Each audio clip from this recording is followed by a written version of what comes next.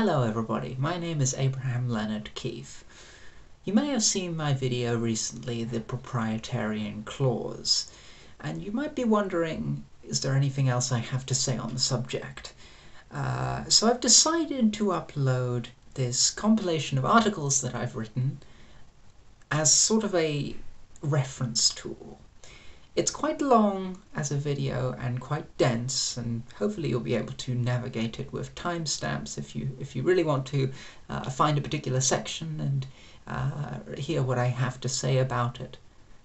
But yes, anyhow, don't feel obliged to watch this if you want, but if you do want to hear a bit more, then please enjoy my thoughts on politics. 1. Exploitation, and its consequences. While exploitation can, and very arguably should, be considered an argument within itself against the capitalist machine, for ethical and moral reasoning, it is first and foremost little more than just a fact of life under the present system.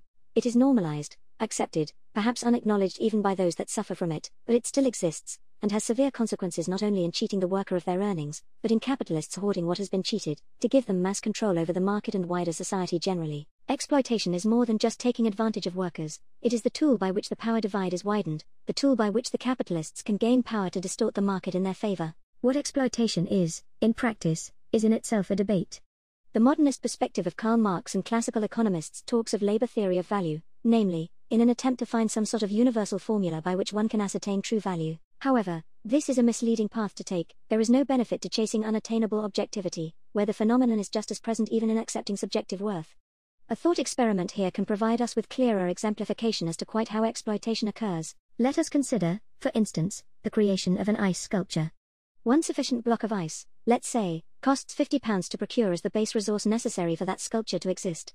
But the sculpture does not take form, nor ever will take form, until the labor, i.e. the sculpting, is performed. No matter whether it is hyped up by a business or not, whether you got the ice yourself or a private patron bought it for you, whether you're using tools provided for you or your own personal tools, the change in form from ice block to ice sculpture does not occur without labor. Labor is the only necessary ingredient for the changing of form from base resources into a commodity, or for the performance of a service, not management, not capital, none of that, just labor. So, once you are done with the ice sculpture, it doesn't matter whether it was valued subjectively as £550 or £1,550. It doesn't matter if you only value it personally yourself as £550, with the buyer valuing it at £1,550. We're not out to find what it should cost, leave that to the modernists. Rather, we can calculate in each case conditionally how much the labor is subjectively valued, and therefore the amount of that subjective value the worker who performed said labor is responsible for. The block of ice has consistent worth, an internalized de facto objective worth based on its availability as a resource, even if its worth is not inherent to the object itself, rather, internalized collective perception of that object. It is therefore conditionally still £50, meaning the remainder of the selling price, either £500 or £1,500 respectively, must be attributed to the change in form of the object, and hence, the labor involved. It is also pertinent to mention that, as a unique commodity, the sculpture is much less likely to have collectively internalized value, and so would fluctuate more in pricing as per individual subjective denotation of worth. If a capitalist paid you to make that ice sculpture as part of a private enterprise, and maybe even gave you the tools and the ice, they will be out to make a profit, which means the full £500 or £1,500 will never be reflected in your wage. The capitalist needs to take part of that so they too earn from your labor, without actually being a part of that labor. And in order to do this, the capitalist will commandeer control and possession over your creation the moment you are finished with it, so that they can control how and where it is sold, and how those earnings are distributed. This is why we refer to expropriation of labor, or expropriation of the fruits of labor. The capitalist steals what you made for no price, and then pays you under proportionate compensation afterward. And consequently, exploitation. Sadly, it is a painful reality that all forms of income not based on labor, active income, rely on exploitation of some sort or other. Owning capital and shareholding aside, if you accumulate through a savings account with a bank, your interest probably originates from the exploitation practiced by whatever private enterprise has taken out a loan, in which a boss or CEO expropriates profits from production they did not participate in. If you accumulate through the stock market, the value of your stock is a consequence of the scale of capitalist expropriation. If you accumulate through bonds, your returns are instead a consequence of state capitalist expropriation. As hard as it may be for the capitalist to come to terms with, this is what makes the capitalist's precious numbers go up and down in the way you like. If you accumulate through real estate, your profits come from the work laborers performed either upon the property in question or upon nearby properties, or through fetishism of some sort. If you accumulate through cryptocurrency, Your gains are predicated upon mass fetishization likewise, resulting from application of accumulated funds of others. All the ways you have of earning through passive income, where they have any material basis, take those profits out of the labor performed by other people whom you did not pay the full amount of wealth they were responsible for adding to your asset. There simply is no non-exploitative passive income. Of course, the capitalist ideological narrative, weaponized to legitimize this practice, will make the same myriad of claims repeatedly. The first is that the tools they provided were essential to the labor, and so this was assumedly the capitalists' contribution in the process of labor itself. But tools are not people. Were it not for private property, an arbitrary construct based upon wealth accumulated through exploitation, we'll get to this shortly, those tools could be collective property, accessible to anyone who might want or need them. The fact that the capitalist has privatized, hoarded, and hidden these tools away from the people who need them, without even using them themselves, is itself exploitative behavior. The second aspect of the narrative is built off of a similar sentiment, that in marketing, hyping, and contributing to the way the purchaser subliminally values the product, the owner's application of capital is in itself part of the labor that creates the product or service in its desired form, therefore ethically entitling that capital and its capitalist to a cut. However, influencing subjective value is not contributing to the actual, material change in form it is fetishizing or promoting. Even if we believe fetishism to be ethical to reward and glorify, and not manipulative, coercive and arguably extortionate towards the consumer, again, we'll get to this is merely changing of value of that change in form, as opposed to being part of that change of form itself. That does not inherently merit expropriation any more than a good review or a similar industry, which might indirectly do the exact same thing. If you were to make a YouTube channel, siphoning off your video earnings to the person whose video first publicized the platform, would not be considered necessary, and nor should more direct or intentional fetishization. The third potential talking point of the capitalist is that the capitalist is often also the innovator, the one with the initial idea. Innovation can indeed be labor, and should be considered as such. The same thing can be said for management in some processes, which does not and should not amount to ownership either. But why should simply some labor performed in the past entitle that innovator to exploit and perpetually accumulate, all without performing any more labor? In fact, with corporations like Tesla now hiring innovators as employees, as workers, without the precondition that they will immediately become capitalists off the back of their ideas, it is already clear that even under capitalism this is not always standard practice. Intellectual property, much like other forms of property, may be a necessary evil for those within capitalism, but is by no means preferable for a society that is no longer dog-eat-dog, for reasons we shall cover. The fourth constituent part of the mythology concerns the notion that owners and investors ought to bear some reward for putting their own savings, their capital, at risk. The fifth concerns the nature that, regardless of ethical justifiability on a universal level, the cut made by the capitalist is agreed upon voluntarily with a contract, hence rendering it as legitimate. Both of these myths shall make up the subject of our next section. 2. Risk, and who can afford it? Capitalism relies upon continual expansion. Within the context of current society, we have come to see the economy as something distinctly autonomous which we must appease through certain business-friendly policy. This is all, in itself, the fetishization of a social construct, to suit an ideological narrative that society cannot succeed without appeasing the, quote-unquote, economy, appeasing those who direct it. Therefore, to decode what the importance and meaning of a good economy can be, it is necessary to dissect the terminology somewhat. What the economy materially refers to is the flow of production, distribution, and exchange. Therefore, a good economy is one in which production and distribution are being invested in, so that the industries in question can hire new workers, make new products, etc. With new workers now earning money or maybe getting a raise, they can now buy those products on a greater scale, which encourages more investment in that industry given the newly added profits that would bring. Of course such profits would not exist at all without expropriation, but we've discussed this dimension already. The company increases in worth, and so investors see this company or industry as an opportunity to accumulate. And so the cycle spirals into growth and expansion. But if the economy stagnates or begins to decline, then investment is no longer profitable for private shareholders, there's nowhere left to expand, and the industry's worth can only start tipping in the wrong direction. After all, why would it be in their private interest to hold a share that is depreciating in value? So they pull out of the industry, and all of a sudden things begin to spiral downwards. Less investment means less resources and money, wages might be lowered, less gets sold, fewer workers can afford to buy much, and the rich keep their hands on their money instead of maintaining circulation. Consumption decreases, profits and consequently the industry's worth do too. The economy, either positively or negatively, is a self-propelling feedback loop, a vicious cycle that can make and destroy lives. In other words, if enterprise reliant on capitalists as shareholders, i.e. capitalism, does not continue to grow and expand, it won't sustain itself, which, in our present society, leads to neo-colonial wars of imposing economic hegemony, exponential destruction of the environment, and periods of major strife, where what people need is not reaching those people. Inequality heightens, not only in periods of growth in which capitalists accumulate mass amounts from expropriation. The more money you have, the more you can invest, the more you receive, and your wealth grows near exponentially, but also in crisis. The poor still must spend a much greater proportion of what they have on bare essentials, which is then funneled through the structure of private enterprise, to the rich, who refuse to reinvest, fearing losses. So in both economic boom and economic crisis, the poor are always the real losers. There is an alternative system that could prevent all this and actually take back control of our economic state from unpredictable feedback loops, which we will get into shortly. But in our current system, it makes sense that the majority of workers are working for businesses that are relying upon and partaking in continual expansion, that are consistently prioritizing profit in their returns and then socializing any losses by firing or worsening work conditions, doing anything and everything they can at the expense of their workers to salvage any profit before they take a loss. And the capitalist narrative continues to tell us that it's actually the capitalist who is taking on the risk. In truth, they are indeed taking a risk, but it's their employees' well-being they're putting at risk.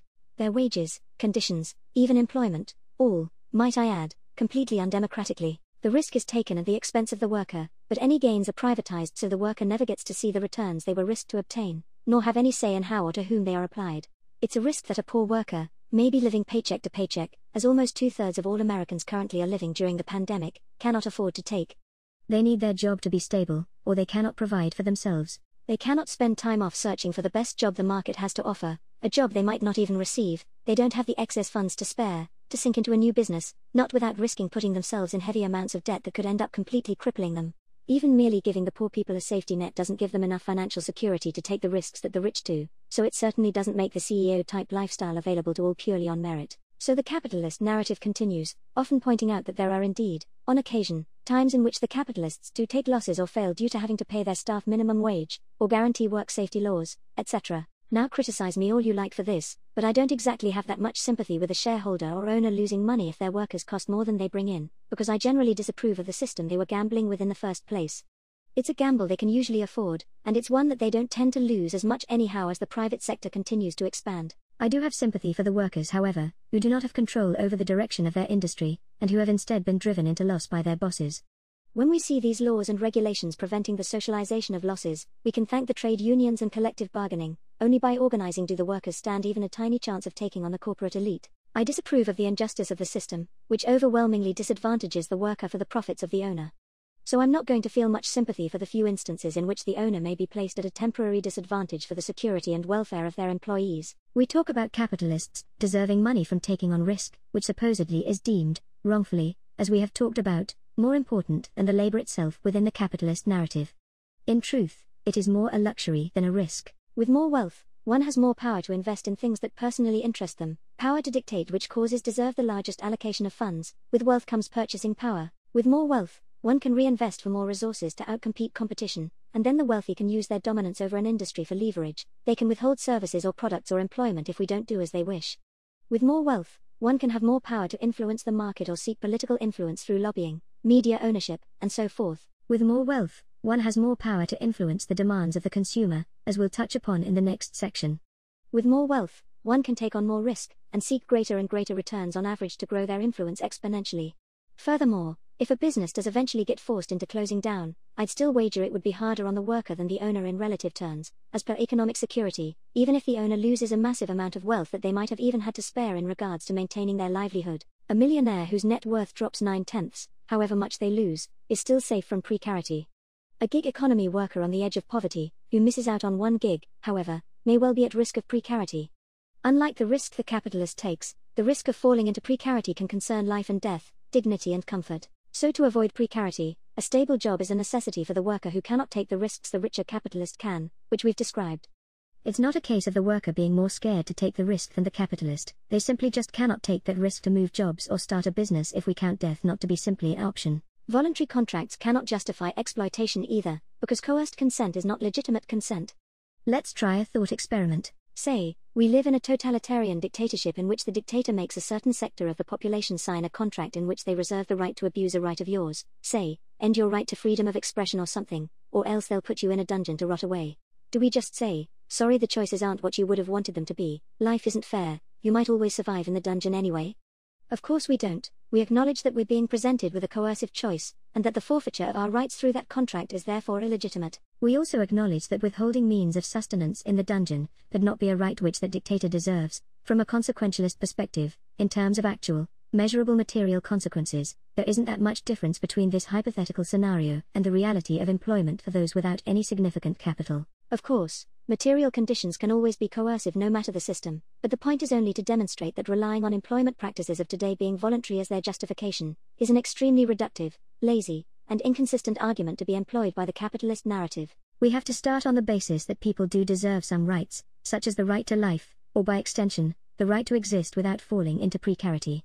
Rights are not rooted in nature, rights are social constructions, and there is nothing wrong with this. We can, and should, consider exploitation and the expropriation of labor to violate rights, and therefore be unacceptable to coerce someone into losing. In summary, the risks taken by the capitalist are far less consequential than the risks they bestow upon their workers, whose livelihoods depend on their jobs. As a result, the worker cannot take additional risk that may leave them in a precarity that the rich never have to worry about, and so are subject to coercion into exploitative employment practices. Therefore, to claim the risk to the capitalist to be a justification of capitalism is completely divorced from reality. Passive income, or income from capital, remains unjustified, and this is before we even start to mention how economic power and propensity for risk also equates to spending possibility in other fields, maybe causing a disparity in health, nutrition, quality of legal defense, and access to other essential goods and services. 3. The mythology of market forces. We have, up to this point, now covered the processes through which the capitalist accumulates, i.e. through expropriating the labor of workers in some manner or other, something they agree to due to the capitalist's weaponization of the risk of precarity. But the argument against capitalism is not, principally, an argument about justice or morality. In this section, consequently, we must examine what capitalists can and will do with what they accumulate, and the dangerous effects of this upon democracy, crisis resolution, and culture. And in order to do that, we must turn to the mythology of the market. The market, within the capitalist narrative, is an efficient, autonomous AI of sorts, an organic, self-correcting indication of how to best apply supply to democratic will and demand. The capitalist presents the market as, when free, impartial and efficient to the maximum, whereas this is far from the reality of the system. The market does not present equal opportunity, it is not impartial, it is actually pretty firmly dictated through certain key processes that accumulation allows the capitalist to exercise. The freer the market, the less fettered the accumulation, the more power in the hands of the capitalist. The key concept here is one that we've already touched upon, which is the fetishization of commodity, giving a product or service some sort of additional meaning that isn't based in any material reality, or that obscures or betrays the true nature of that particular commodity. Commodity fetishism is applied within the process of production and distribution, right the way to exchange, marketing, and eventual consumption. In each case, the application of accumulated funds aids in the conditioning of the fetish, and the more a capitalist has accumulated, the more power they have to distort the perceptions of workers and consumers, consequently distorting the market towards their own agenda. With the market tipped in their favor, production, distribution and exchange are no longer oriented towards democratic will or collective good, but the private interests of those capitalists. One method of fetishization that comes directly from production itself is the division of labor, which, at least officially, is designed for the sake of efficiency. Another effect of dividing up labor, however, is the alienation of the worker, for they cannot truly visualize their work having meaning, being responsible for the creation of an object that people will use and enjoy. The labor is disconnected from the product, and hence there is an implicit distancing of the laborer from the fruits of their labor. Having workers be in charge of their own labor, returning labor to a clear group or singular project in which one can truly understand the importance and meaning of what they do, may be a good first step, although distance can be alienating, and also obstructing class consciousness and full understanding of the true worth of labor, which they are not completely receiving in salary, for the capitalist must make a profit, hence expropriation of labor. It also has a far more sinister usage, that is more of relevance to us when critiquing manipulation of the market. Namely, it is to obstruct, and or remove the more ethically questionable or disgusting realities of that product from the attention of either the other workers, or the consumers. Most consumers would probably not buy fashion items from discount retailers, if they were shown to the sweatshop that contributed to that labor, let alone made to work there themselves. The lovers of foie gras probably would be less keen to tuck in after pumping up the goose themselves, or even if they had to be reminded of the reality of the product every bite. The issue isn't necessarily that eating meat or things like it are inherently unethical, that can be left up to personal discretion. Rather, the consumer is so distanced from what they may be consuming, perhaps even if they do realize, slipping into cognitive dissonance, they are not making an informed choice about what they demand. The market is misrepresenting the nuances of collective demand. We all, for instance, may believe in global warming, and stopping global warming may be a priority for us, that might be our collective will. But the market won't show us that many of the things we continue to demand unknowingly are contradicting ultimately our main demand priority. The capitalist conditions the fetish, and ultimately betrays our real demand through lying by omission from distance. In reality, consumer demand is a nuanced issue. Our opinions as to whether we want something are dependent on how we perceive the process of obtaining it. We have priorities, thousands of if and but clauses concerning our conditions for wanting that thing. Withholding context selectively by the capitalist, or simply making context up, manipulates us to drop those conditions and distract from what we set out our priorities to be. Uninformed consent is coerced consent, i.e. not legitimate consent. It is in the capitalists' interest, for their own profit, for us to consume their product, and so if they can use their accumulated funds to amplify that distance and then utilize more harmful and despicable production practices, they will do it. And they currently do. There are many ways of fetishizing a product to coerce consumption, and distance is only one, but the other main process to mention, among countless other tactics, is to utilize spectacle by using a psychological manipulation trick, designed to coerce the consumer into consumption where they otherwise would not indulge. To the alienated, whose meaning and enjoyment is sucked out of work and life through the formulaic, divorced monotony of commodification, the idea of the lifestyle they want to live, or any notion of the fix, is a powerful motivator. The capitalist can play into this wistful demand for a better life, by constructing a fetish around their commodity so that it plays into the spectacle of the life the consumer sees and wants to live, but never reaches. Cultural perception, marketing, in particular neuromarketing, advertising and many other strategies turn commodities, and commodity acquisition as a concept too, into an integral part of that spectacle, and hence coerce the consumer into indulging, upon which they receive the rush of anticipation, drunk on choice and possibility, but soon realize that said commodity does not fit the hole which alienation has left in the consumer's heart. The spectacle as a phenomenon even extends in an integrated form to the very setup of mass media and the culture industry. While distance and spectacle are only two of many phenomena which capitalists can and do attempt to cultivate, for artificially manipulating and manufacturing demand, they are themselves cultivated through masses of additional means, from advertising, to branding, all the way through to the construction of consumerism, as a normalized consumer culture, in itself to be internalized by those who grow up around it.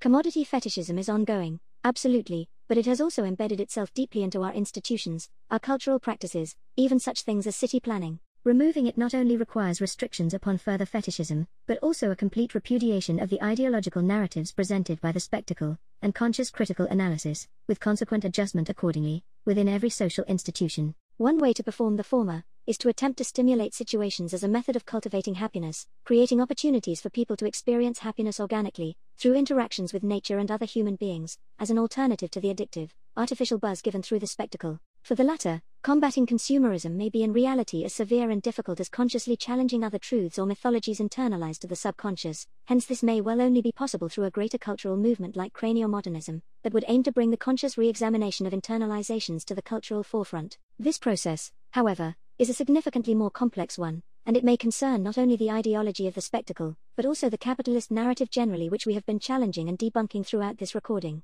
The goal of any market in theory, be it capitalist or socialized, and market socialism can exist, through competition between cooperatives or even different government-owned entities, is to provide an artificial stimulation, an artificial impetus to maximize production, efficiency and innovation, through competition and reward. In reality, however, this isn't always positive, and sometimes can be a fatal distraction. We already have an impetus for collective survival which has existed far longer than property or markets, but given the prominence of the market and its artificial impetuses, we start to see the survival impetus actively put aside or even neglected in favor of its artificial competition. Innovation for innovation's sake may well increase, but only on the basis of what's profitable according to market forces, whatever they may be. Big Oil, which has the accumulated power to condition market forces to their liking, is a good example of where a capitalist's need to compete and earn profit is prioritized above making sure we maintain collective survival. And can you blame the capitalist for partaking in said competition? If they're outcompeted, they'll fall down that volatile hierarchy, and replaced by a more ruthless capitalist. Even scientific study, when forced into competition for funding, favors rushed, short-term studies, over long-term breakthroughs. Patents get in the way, and sometimes even certain technologies are sabotaged by existing business for competing interests, such as electric cars in the 1980s and 1990s, and its capacity to disrupt the powerful oil industry.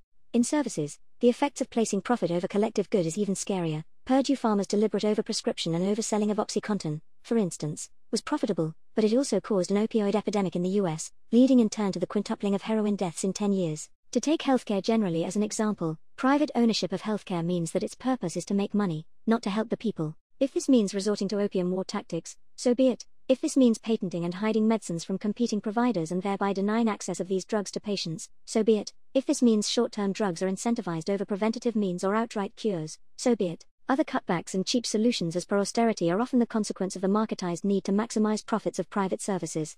Private interests clearly are no longer public interests when you can manipulate demand. Marketization and privatization breed commodification, for everything becomes subject to competition and hence must be calculated in value.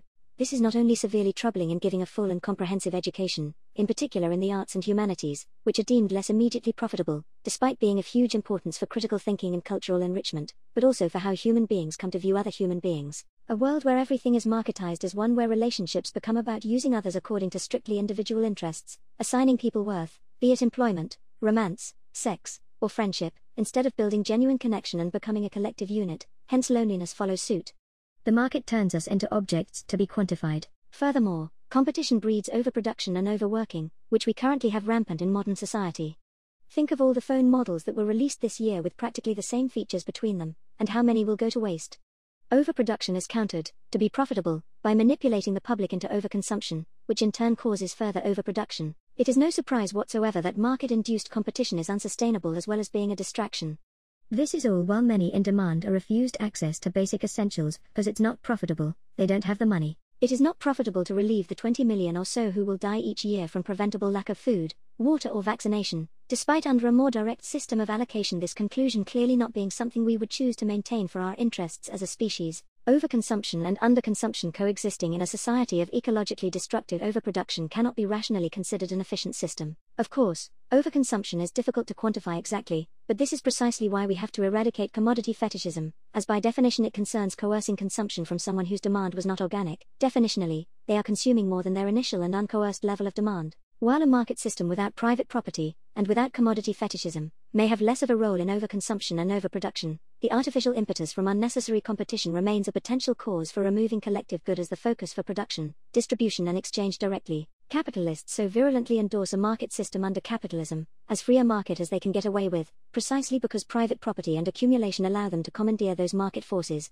and, through fetishism and collusion, bend the market to suit their own interests. Instead of demand determining supply, as the mythology claims the system to work, exercising one's accumulated power through commodity fetishism actually makes supply determine a manufactured level of demand, and the supposedly democratic, demand-driven market forces in reality become determined by those who privately own and control those means of production, distribution and exchange, the capitalists and shareholders. Market forces under any system can be a dangerous distraction from our survival impetus, but under a system where power, political or financial, can be applied to distort those forces through fetishism, market forces become simply a euphemism for the private interests and will of the powerful. And think about it, in your work, market forces, through mechanics of supply and demand, and their impact on price, dictate what you do, especially where there is no regulation or safety net to fall back upon. They also dictate what you consume, they dictate often where and how you live, they dictate all sorts of things. If a human being came to power and prescribed all of these things, we'd rightly call him or her dictator, and claim this as an assault on individual liberty, individuality, and agency generally. If we live under a dictatorship of market forces, and as discussed in the previous section, the risk of precarity ensures for many of us that we indeed do, all while market forces are manipulated and conditioned by capitalists. It is indeed human beings dictating what we do, at the heart of our economic system. There is a democratic alternative to this dictatorship that we shall discuss, but to conclude this section, the important takeaway is this: market forces, manipulated through commodity fetishism, are not democratic, impartial, or efficient at all, and the capitalist narrative on the market is consequently no more than a reductive, fallacious mythology. Market forces are pointed in favor of short-term, private interests of those wanting to aid their own accumulation and expand profits, at the expense of those coerced into overconsumption or left to underconsumption, at the expense of environmental well-being and crisis response, at the expense of our health, finances, relationships, our very humanity, and often at the expense of entire communities coerced into receiving dangerous but profitable services and goods, directed with ulterior motivations and no respect for that consumer themselves. Finally, we must acknowledge that this goes beyond simply the theoretical. The response of the West to coronavirus put those short-term profits above safety and security, resulting in far more disastrous consequences than, say, Vietnam, and this is simply a taster of what may be to come, with the climate crisis ahead. Tradition and culture, values and community, if they do not suit profitability, are also to be sacrificed to market forces, for a quick buck in the present. It is no longer difficult to see that both past and future are being sold out for the current capitalist, before our very eyes, along with possibly our very humanity. 4. Capitalism as potential utility. In our current society of overproduction, we have the means and manpower to cater for the needs of every human on this earth, should our production and distribution priorities be shifted, and this is even before we consider the introduction of further automation. But within the capitalist narrative, any ability to overcome scarcity must go unacknowledged. There must always be losers, those who fall into precarity, in order for there to be winners. In this assumption, the capitalist narrative reframes the question of can we cater for everyone into who are we going to have to let go? It's a good divide and conquer tactic, if nothing else. The working person becomes more concerned about their lazy neighbor than by their actual oppressors, as intra-class competition continually classifies people. Nonetheless, the narrative goes instead that capitalism is a force for opportunity and development. It's apparently a utility that anyone can use to succeed, if they are smart and work hard, theoretically. While this is self-evidently not true, we've already discussed the inequality of risk rich and poor can take on. One thing that is indeed true in some perverse manner, is that capitalism can indeed be utilized as a utility, as a force of opportunity for those who have the privilege of being able to partake in it. For the people who can take on levels of risks foreign to the rest of the populace, capitalism allows you infinite possibilities, experiences, property to privately hoard or reserve, even influence over the direction of the economy and its priorities. At the cost of the lack of these rights for the masses, as well as any semblance of equal opportunity, capitalism can indeed grant a small, select few untold freedom from consequence, as well as huge personal advantages. The billionaire is perhaps the embodiment of this effect. Visualizing quite how much a billion really is incredibly difficult. 1 billion $1 bills, all neatly stacked, would reach into space, and stretch over 75 miles. A million, itself a relatively obscene amount of money, is to a billion what a dollar is to 1,000, though equivocation of proportion does not give the true absurdity of scale justice, for that one needs some one-dimensional representation to truly grasp, and scale matters. Owning the land around your house should not be considered the same as owning a feudal kingdom. Please, take a break from this recording and go play around with the numbers. Take a look at a catalog. How much of a billion would you spend? How long would it take, subtracting frugal living expenses, to amass a billion simply through minimum wage income? How about the living or average wages? How about your own active income? And once you've imagined the full scale of a billion, can you imagine Bezos or Musk nearing 200 of them each? Of course, in reality the billionaire is a product of passive income, not active income. They are a product of an essential part to the narrative, the expectation of exponential accumulation, which, as we shall cover, demonstrates the distortion of meritocracy in action. The billionaire also demonstrates another utility of being very, very rich: power. There is little reason to be a billionaire other than power. A billion is such an extreme level of value that the only real material gain of accumulating it is in how small it makes everyone else's wealth look. Distribution of wealth in relative terms, while portrayed as petty and unimportant by capitalists, is actually hugely important. The mere existence of the billionaire as a phenomenon is an immediate red flag that something is incredibly wrong with the power distribution in the world today. The fact that there are more and more millionaires does not show a society getting richer, rather a society becoming more and more stratified. It is the scale of the gap between classes that matters. Firstly, engaging the real-world likelihood of social mobility, and hence the security of the current class system, one that allows for exploitation. Secondly, in the amount to which one can outbid everyone else in a time of crisis, temporal scarcity, or simply in political or market influence. Thirdly, the value of a certain sum of money generally is dependent upon how much other people have. Given capitalists' pressure supply and demand mechanics, inflation is going to kick in, so overall your proportion of the world's wealth is a better indicator of economic power than the raw figure. Fourthly, simply regarding the predominance of social hierarchy in everything we do, how we internalize it, and how this in itself gives way to hyper-individualistic tendencies and commodification.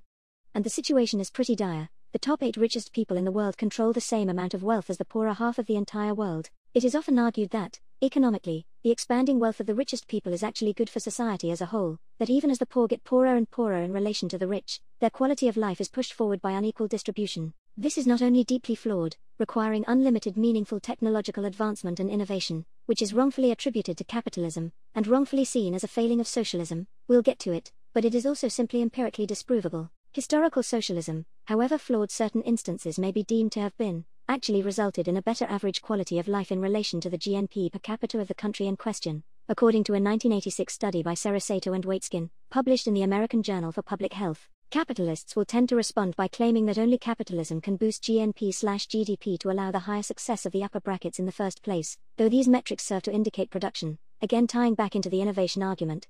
Where production is necessary, including for ensuring quality of life, incentives still can exist after replacing the market system. Global capitalism has, contrary to popular opinion, not lifted the millions out of poverty which it claims. If we are to look at the common-sense UN figure of $7.40, to get the absolute minimum for basic nutrition and normal human life expectancy, the number of people under this threshold have increased over the last 4 decades. If we look by proportion, and take China out of the equation given their comprehensive social spending and redistributive practice, this has fallen only from 63% to 57% in the last 40 years, despite leaps and bounds in technological capacity. This is too slow a path towards the eradication of poverty, whereas we could make global hunger history, with $300 billion, simply by redistributing the wealth of a small handful of billionaires, or with a third of the US military budget. Private initiative from the rich has shown itself almost non-existent. 2. Billionaire so-called philanthropists giving their own foundations money almost solely for tax deduction, for which only 5% of investment assets must be given away annually to qualify. With this mythology out of the way, we can now take a look into just how the system of classification, or the widening gap between rich and poor, between capitalist and worker, fully works to the advantage of those at the top. And it comes from an inherent contradiction within the mythology of meritocracy, which is often deemed to be a value of market-based economies regarding resource allocation and incentive. Even if we were to wipe the slate clean and reboot meritocracy, as we have seen to varying degrees in transitions between slave society and feudalism, or even feudalism to capitalism, it always seems to devolve into the creation of a class system upon a class hierarchy. At first, sure, there would be correlation between important work and effort, and reward for work could at least conceivably be allocated on a plausibly fair basis. The issue is the nature of the reward. If meritocracy is a way of delegating power, maybe in the form of wealth, such can and will be accumulated, which as we've already discussed will inevitably be leveraged to the advantage of those successful in past labor. Hence the next bout of meritocracy, if you will, is no longer judging present labor on an equal footing, logically tending to allow a greater increase in reward to those successful from past labor. This also makes communities or individuals entering these competitions late at a considerable disadvantage. Hence the next bout of meritocracy, if you will, is no longer judging present labor on an equal footing, logically tending to allow a greater increase in reward to those successful from past labor. This also makes communities or individuals entering these competitions late at a considerable disadvantage.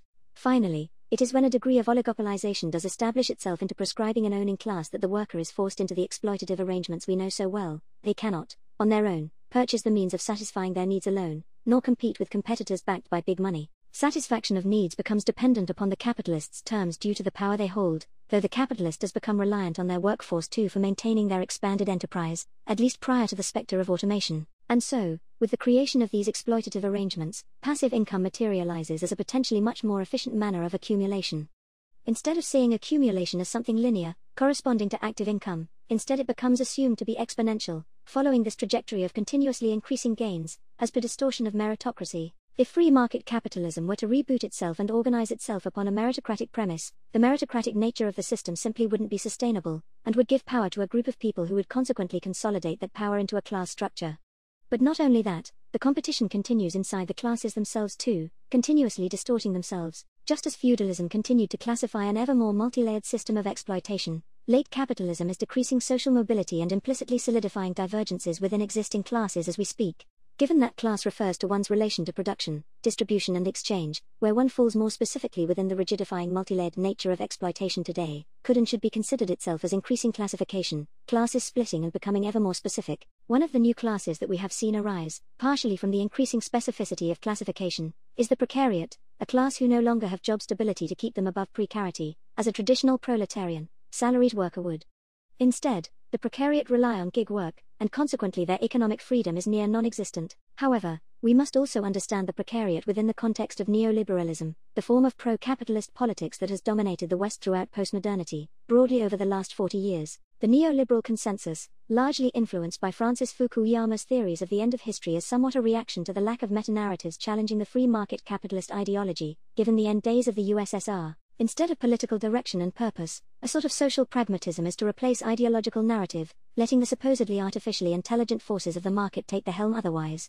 This includes deterritorializing and reterritorializing every aspect of society to a more profitable process. Anything of cultural, intellectual, or human value that does not suit the interests of maximizing profits is to be summarily axed and removed, not always even replaced. Neoliberalism gives capitalist economic interests a chance to pick off academic studies, traditional ritual, or a whole host of other things, to a far greater extent than social justice interests have ever been able to veto despite whatever conservative propaganda will tell you. So we see consensus around privatization, deregulation, the gig economy, which allows capitalists to skirt standard employment regulation in pursuit of competition for efficiency, globalization and expansion of multinational corporations, intervention in economically resistant nations to facilitate said expansion, imperialism, imposition of political and economic hegemony, either through using the IMF to conscript nations to a neoliberal program, or outright invasion, and austerity and cutbacks to social spending and taxation. For obvious reasons, neoliberalism is quite favorable to powerful capitalists, because all of these things maximize profits, which is entirely what neoliberalism is supposed to be doing.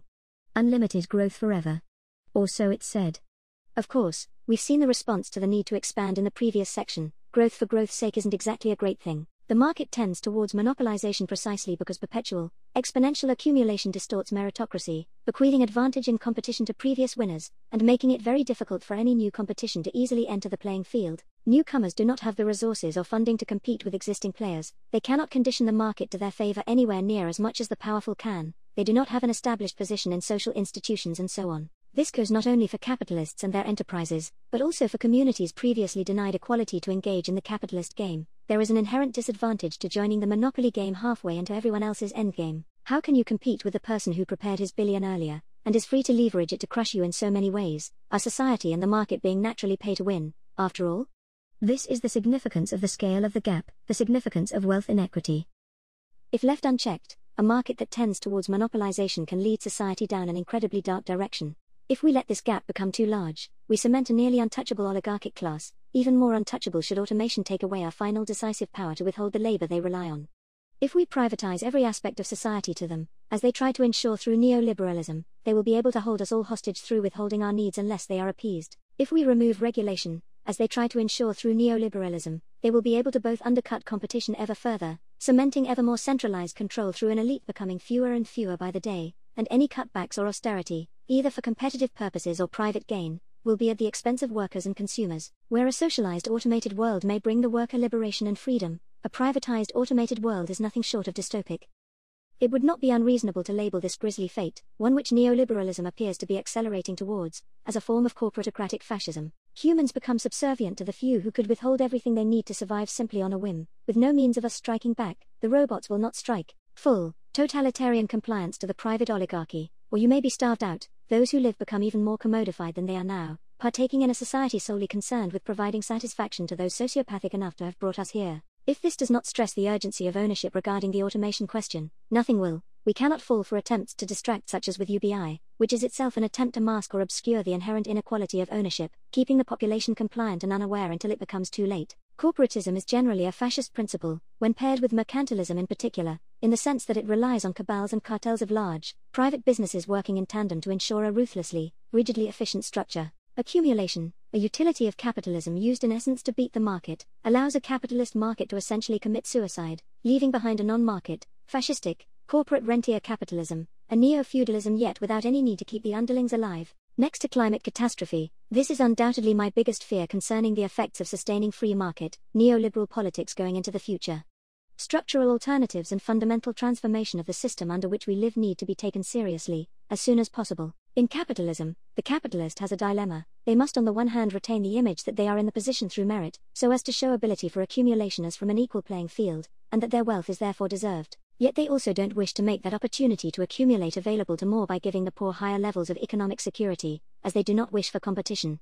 So they turn the financial system into an enigma with an academic lexicon, one that those in precarity often do not come to understand due to the disparity in education between social classes. You are not supposed to have the chance to win or succeed in capitalism. To gain access to its utilities were you not already picked for that role, and the ability for the capitalist to exploit and continue accumulating, retaining security of their class status, ensuring continued economic power, allowing continuation of their way of life, depends on the odds being stacked heavily against you. Given that class, and consequently position in relation to production, distribution and exchange, is utilized by capitalists as a result of limitation to assumed social mobility, it is no surprise that classification upon other hierarchies which have coexisted and historically deeply rooted themselves into capitalism, are still utilized and perpetuated by the capitalist class. Colonialism and neocolonialism, as well as military and prison industrial complexes, are a shining example of the now inherent profitability of racism, for instance. Alongside conditioning of false consciousness through racial scapegoating and culture war, both of which also distract and divide the population, as well as fraudulently proving the impossibility of communism through essentialist pseudoscience. White supremacy and capitalism have been weaved so closely together over the course of history,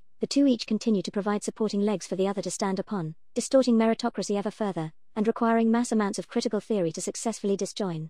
Of course, that critical theory, and the mere idea of systemic racism, is not a profitable position to endorse, and it is dangerous given the likelihood of uncovering economic injustice alongside social injustice. When a capitalist enterprise, or corporate-influenced government, does make the concession of appearing to strive for racial equality, it is rarely more than a visibly fake appeal to optics or another attempt to divide and distract. Close analysis and upheaval is both what we need to ensure equal opportunity across racial lines, and what capitalism will never truly endorse, in a non-commodified form, of course. Patriarchy too has its fingerprints all over capitalism, fingerprints the capitalist is too scared to wipe away both from a profiteering position and a worry of revolutionary incitement in the same manner. Historical androcentric predominance within corporate hierarchy means that such environments can more easily fall into the currently hostile environment of toxic masculinity, which make it difficult for women to find such roles either attainable or desirable. Such an environment also can perpetuate male chauvinism and tribalism amongst those who appoint people for those positions. Part-time employees, who are disproportionately female, often get seriously underpaid for the amount of work they do in reality, in relation to what a full-time employee is paid. And women do not have the same history of organized trade unionism which they can fall back upon to help them. But more importantly still, jobs which are stereotypically feminine are deemed much less worthy monetarily within capitalist society. Why is it that working in business, a job stereotypically done by men, has such a large salary, when education, a field vastly more socially important and stereotypically done by women, is nowhere near as lucrative monetarily? How about the fact that childcare, again done stereotypically within this society by women, is perhaps the most important job socially of all, and this is practically free labor women are expected to do? Again, the reason for this major lapse in equality can be traced to the same recurring culprit: business is profitable in capitalism, our very future less so. If you, as a critic of capitalism, do have the luxury of being able to use capitalism for personal utility, you must accept the consequentialist reality.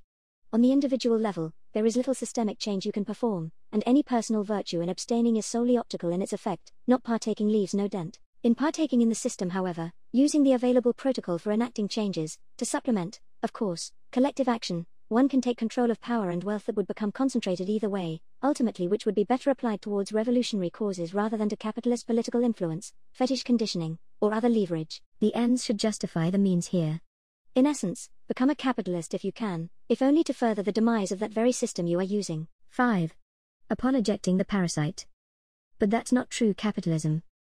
I would like to think that within this recording we are adequately painting the picture that capitalism, property, and markets in their current form are not things we should idealize or even really see as favorable. The institution of property as capital is empirically unnecessary, undesirable and directly harmful, and to implicitly legitimize it, free market capitalism, by refusing to refute its ideological narrative, would make one part of the problem. The conclusion for the left, therefore, can only be that a direct rhetorical attack on property is absolutely warranted and of paramount importance, if we want to envision a future sustainable enough to allow our continued collective survival. But then again, we have up to this point left this one excuse, this one-out clause for those still enamored with the narrative, or caught up in cognitive dissonance.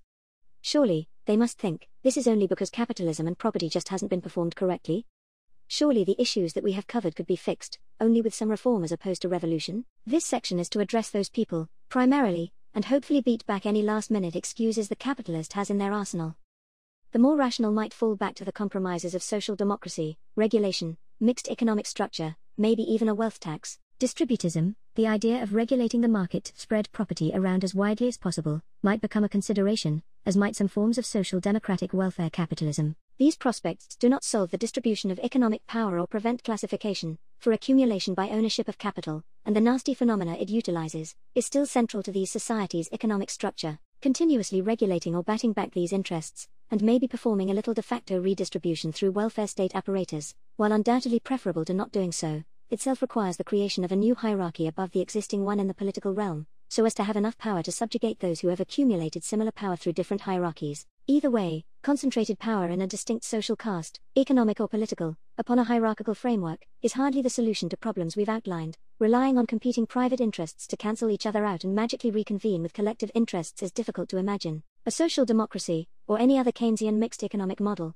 must work with and through private enterprise and their private interests to get them to provide for collective ones, providing it with stimulus and support in an attempt to ensure the growth necessary for private capital to sustain itself. Evidently this does not solve our problems, especially given that we have a better solution, and you'll see it soon enough. Even the transitional socialism part of Marxism, as a reset of the process of classification, is not fully in itself the answer. We must have communal ownership in our sites, as we shall cover later. There are, however, also advocates of capitalist class interests, who instead view the issues of today as being solely down to government intervention in the economy. With monopolization trends and market conditioning, i.e. accumulation and all its implications, this is clearly wishful thinking. But for the hell of it, let's consider some of the implications of stateless capitalism and see if this is a sustainable narrative. The NAP, I won't violate your rights if you don't violate mine, is a favored concept among libertarian capitalists for ensuring a principle of law without need for centralization, although it is undoubtedly somewhat volatile, especially if there were to be competing private justice agencies operating within a free market. Given the existing prominence of economic hierarchy, one might imagine there would be a contingency of daring risk-takers who wish to work their way to the top by any means necessary, conceivably setting into motion the eye for an eye makes the whole world blind chain of events. Ultimately, should the NAP be broken, it becomes a mass survival of the fittest competition, preferable for those stalwarts at the pinnacle of physical fitness, or economic power if no redistribution has taken place, less so for the rest of the population they consequently subjugate. For a more short-term result, the forecast remains dire, a hugely splintered society within which achieving anything as a collective becomes near impossible. Probably not the most secure principle to rely on everyone accepting for a prosperous society. Were I even to be robbed or criminally mistreated, I would look to collective institutions such as the police or courts, but as clearly organized collective action can have a much more conclusive and powerful effect than anything on any individual level. To me this goes for dealing with external threats alongside internal ones, and this is why I would favor the existence of some kind of non-hierarchical or directly democratic collective human superstructure. But within the internal competitive individualism of a free market libertarian paradise, any notion of solidarity to oppose NAP violators becomes more and more improbable, as each attempts to subvert the system for private gain. Of course, we do have real-world examples of where a hierarchical, capitalist society has been left unregulated and without any central government, in an overextension of the free market capitalist ideology. Somalia, for instance, became consumed by warring cartels, terrorist and opportunist groups, gang warfare, and piracy. As one might expect, the descent from unregulated competition into spiraling avaritionism isn't exactly difficult to piece together if competing justice and defense agencies, corrupted to varying degrees by the profit motive they serve, disagree. How do they resolve their disputes? One can think of prison gangs as another example of private defense contraction in action, in a relatively lawless environment. If you have an ultra-hierarchical economic backdrop of unregulated capitalist social Darwinism, statelessness tends to reverse itself into de facto statehood, or at least exertion of heavy private authority, once the unrestricted markets begin to monopolize. One often sees concepts such as the gold standard, or more recently Bitcoin, as key new parts to the free market narrative, as a means of supposedly restricting the government's power to interfere with the market due to finite supply. While it is true that this could theoretically prevent governments acting in defense of their corporate friends should the latter screw up, it can also hamper the efforts of humans as a democratic collective to respond to and react to crises that the market otherwise has proven incompetent at solving. Unregulated currency means a lack of sincere ability to challenge the direction market forces take us, or moreover, where the capitalists demand those forces direct us. This is not to mention the lawless, dangerous nature of unregulated currency and allowing for transactions such as that on the darknet Silk Road site, or the fact that Bitcoin has become a vastly over-fetishized speculator bubble. In the academic world, economics has not only been a force for and reterritorialization, but also as an independent discipline serves as a smokescreen for ignoring sociological origins of actions, motivations and instincts. Economic study often approaches the individual as if in a vacuum, whereas other disciplines at least attempt to investigate the influences upon the individual's behaviors, motivations and instincts. The study of economics is, of course, useful for pragmatic purposes within the context of a given society, but is woefully lacking in adequate context or nuance if it ignores or neglects the academic work of other traditions. Austrian economics and Randian, objectivist, philosophy both base themselves off of natural laws and axioms, and consequently approach economics from a deontological perspective more so than prescriptions based on actual, really occurring consequences. These schools, among others, are based fundamentally upon a philosophical premise as to how they theorize humans behave in their essence. Praxeology, for instance, was the Misesian conclusion. And while the purpose of this argument is not to talk specifically about the existence of a human nature or any reductive formula by which one can boil down human behavior, let's just say that essentialist positions of this sort are plainly reductive to anyone with a more nuanced understanding of human history, for instance the prevalence of mutual aid. Perhaps the Chicago School, and others such as the Freiburg School, are more interesting therefore in their more consequentialist, perhaps more materialist manner of approaching economic prescription, by using observation, experimentation and reflection as per the scientific method. And yet this too is itself insufficient, precisely because it fails to philosophically reason with the effect of context upon the human being's reasoning. Any scientific observation made about human behavior only really can tell us about the human being within that specific cultural epoch and framework, and hence fails to prescribe anything more than pragmatic adjustments, whatever the conclusion, incapable of envisioning solutions to more systemic problems. For the purposes of brevity, I feel no need to go in depth about how both the Austrians and Chicagoans came to conclusions that laissez-faire economics and capitalist markets better align with a predefined or context-absent view of human nature, respectively. It should hopefully be pretty clear from all that I have laid out and shall lay out in this section, that this prescription is either a misguided, or plainly ulterior one.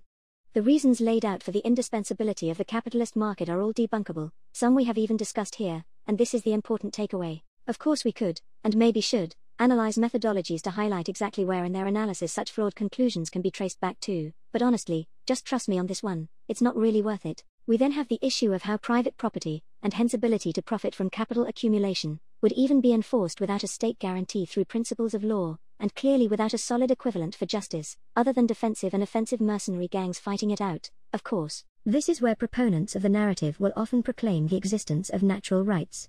Supposedly, the right to life is objective, universal, and logically includes property rights. Yet, the willingness or instinct to exist is not indicative of a right, rather, it is human feeling, emotion and compassion, all very much non-objective phenomena, that compels us to empathize and work with that willingness and try and give everyone a right to life. That right, where it exists, is a product of ultimately subjective human motivations, and so is a human social construct that is enforced only by some sort of societal imposition of a social contract, not by some superhuman universal truth. There is no higher reason objectively that one deserves to survive and be successful within the process of natural selection. If an alien were to find a newborn baby for the first time, there would be no way for it to understand or isolate any objective right of that baby to survive. Right to life, as opposed to simply willingness to live, is an immaterial human concept, an idea, but ultimately there's nothing wrong with that.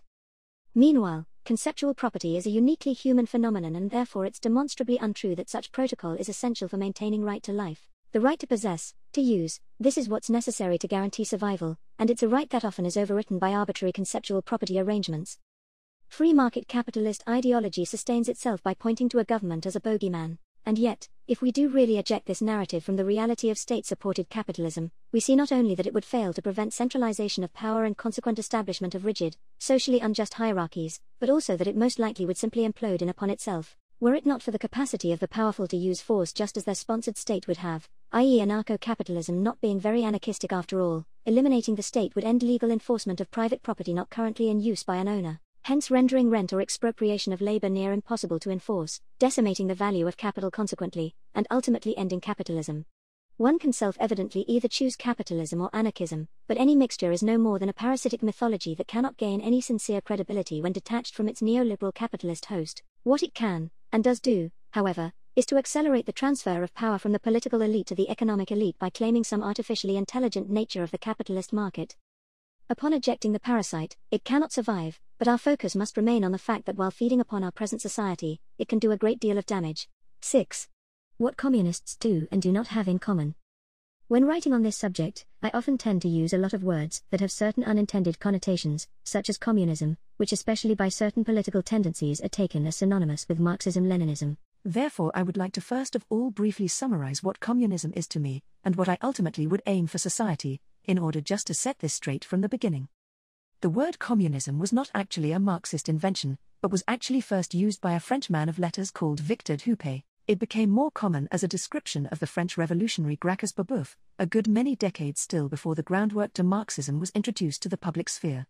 The reason I mention this is because neither Huppé nor Babeuf believed in the dialectical materialist premise Marx used. The anarchist movement of Pyotr Kropotkin would also identify under the communist label without adhering to Marxist teleology, i.e. how Marxists believe history is going to inevitably trend towards and then eventually end. We therefore have a method of finding a common definition for communism in seeing what all these people have in common, other than just the shared label, and the result of that process is, fundamentally, a shared end goal. Some may believe it will come spontaneously, others not. Some may believe it requires total centralization, others will say that it instead requires total decentralization. What is in common is that they all agree that the way they want things to end is a society with these certain characteristics: egalitarianism, all human beings should deserve equal opportunity; democracy, all human beings should be entitled to equal say in decisions that affect everyone, or else equal opportunity is infringed; intellectual freedom, all human beings should be able to express themselves in pursuing what they desire; anti-proprietarianism, property as capital doesn't allow the above values to occur, it must be re-evaluated. I imagine that in principle the first three are relatively uncontroversial, so I'm going to focus particularly on the question of property. What is it? Why I don't like it? Why communists of all types oppose it? Etc. In essence, Marx himself said it, the thing that holds all these competing politics and philosophies together under the one label communist is in their varying attempts to move past a world of property. In what we've already discussed, we have already much explored the immediate issues with present-day free market capitalism, and why we need a post-capitalist system of some sort. Now, we shall talk more about whether or not communism specifically would be suitable as a target around which to orient one's political positions. The first and perhaps most crucial distinction to make is between property and possession. Not to get all structuralist too early on, but the English language does make property and possession a difficult thing to differentiate. In Arabic, however, to express the sentiment I have something, is divided into three separate prepositions which are used. To me, for me, with me. If I were to speak for what I have in terms of relatives, family members or people in my life who I do not physically own as a commodity, I'd use the first. So to say I have a sister would be translated literally as to me there is a sister. If I were to speak for what I have in terms of commodities I own, then the Arabic language emphasizes the distance between myself and that particular commodity, in using the second. So if I were to say I have a car, it'd be literally translated as for me there is a car. If I were to say in English, I have a package, for you, or I am writing some music, for my friend, it does not mean that you or the friend currently possess the package or the music. Rather, the implication is that the package and the music are being saved and unconditionally reserved for you and the friend to eventually take into your possession when they receive these things. So back to the car example, grammatically the language hints there is a car which is reserved for me to use, when I go outside to seek it out for whatever purpose. If I were to speak for what I have in terms of what I have with me right now, then I'd use the third. So if someone were to ask, does anyone have anything we can take notes on? And I reply, I have a laptop. Then the literal translation would be with me there is a laptop. The laptop is currently in my immediate possession and is available for use not only conceptually, but in immediate material reality. It would not be available for use in material reality if I had to go home and type it up later. That would require a debt of sorts. The project we'd be doing would continue without that specific problem solved yet, but with the promise and assumption and faith that the problem will be solved, and so it's okay to continue without freaking out and launching into complete panic. So when I use the words property and possession to differentiate two concepts, here's what I mean. Possession is something I can describe with the third. Property is something I can describe with the second. Relation is something I can describe with the first. Property has not always existed. I put this in all caps because it's important that if we're trying to gauge what the limits to a human nature or living thing nature might be, and consequently, which kinds of societies would and would not be possible to actualize, we acknowledge that the specific thing I am critiquing is not universally present in human society, and hence cannot be part of an undefiable human nature. It would hence be wrong to say that a human society without property is ontologically impossible. I will give human examples, but I'll first give animal examples because animals are cool and cute and funny. Two lions, let's say, bring down a gazelle. The lions fight one another for the first bite, for, at least in that moment, control over the body of the dead gazelle. Is this a property struggle or a possession struggle? If the winning lion has eaten their fill, do they bother to guard the carcass, or, if they have finished with the animal, refuse to let their competitor touch the bones or feel around for themselves for any meat the first lion missed? Two cats, let's say, live next door to one another and the pavement, sidewalk outside the houses has a flowerbed on it. The cats try peeing on the flowerbed in a turf war to mark their territory. Is this a property struggle or a relation struggle? If cat 2 moves down the road to a new owner, will it still return to the old flowerbed to make sure it's still under their control, or will it focus on its new home, in trying to preserve not a commodity but a psychological demand to feel safe and comfortable in its immediate vicinity? In primitive society, people didn't have the technology they do now. Especially looking into the Neolithic history of Great Britain, groups of people were continuously coming and going as per temperature fluctuations. People couldn't always stay in the same place because there wasn't always game to hunt available in one place, or people to mate within that one place, and so forth. So what they had was a question of possession, not of property. Sure, you could put a valuable down on the floor or hide it in a hole, but if it were found by someone else, there'd be no courts to go complain to, no police force to go help secure your rights to property. In roughly 1500 BC, the Neolithic Britons encountered a new group of people who practiced the Bell Beaker culture. The Bell Beaker peoples were Britain's first contact with Indo-European cultures, languages, people, etc. The Proto-Indo-Europeans were famously nomadic, that was their defining feature, and they were also much more tribalistic than preceding Neolithic people had been. They traveled from place to place as a community and had a strong sense of family and collective identity in a way that Neolithic Britons did not. Thanks Archaeology BTW for all these cool infos. These Bell Beaker peoples thrived on being in such groups, and it in part explained their major successes in overrunning Neolithic Britain. 90% of the genetic population of Britain was replaced by the Bell Beaker arrival. But anyhow, my point was, their approach was a collective one, and in order to survive and thrive they had to rely on interdependence on the others in their community, and to make sure of that their resources and manpower was communal. Now okay, that's a long time ago. How about today? If we look at the Piaroa in southern Venezuela, or many indigenous Papuan communities, the people who are in a primitivist condition manage their resources communally. This is not only demonstrably proven in visiting them, it's also just completely logical. If the way to survive requires numbers and survival of as many comrade tribesmen as possible, facilitating this would be a collective necessity. So the man who kills the animal shares his food even with the man who isn't good at catching food, because they need the numbers. Possession may exist, property does not. Primitive communism is an anthropological phenomenon that Marx and Engels were very interested by, but the concept isn't solely a communist one. Generally speaking, there does seem to be an unmissable trend that primitive societies communalize their resources for tribal survival, and not only primitive societies, at that, the ancient Greeks, Persians, Chinese, Incans and Indus Valley civilizations all utilized collective property in some form or other to support their flourishing new societies and golden ages. For a more in-depth look at the history of collective property in the form of mutual, non-transactional aid, and how essential it was to our evolutionary process, Pyotr Kropotkin is a good person to look up.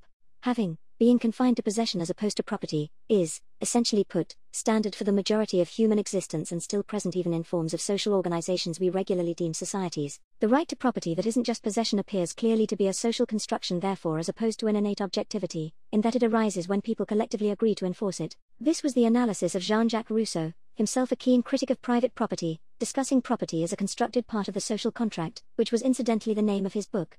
Now to contextualize why this was constructed, this will be important. 7. Grand hierarchies and scarcity.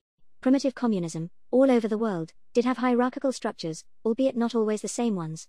In a way, this isn't really important though, as very few communists, perhaps with the exception of the Rousseau adherents, would argue that we should return to primitive society or overly fetishize it in any way. It is almost undeniable that our current mode de vivre is far more easy, comfortable, and altogether culturally profitable. Nonetheless, the clearly collective framework of so many primitive societies serves more as an example of the varying social structures humans are capable of structuring themselves into. And that an equally dramatic transition as the one I shall attempt to describe in this section is certainly not without precedent, on the question of property.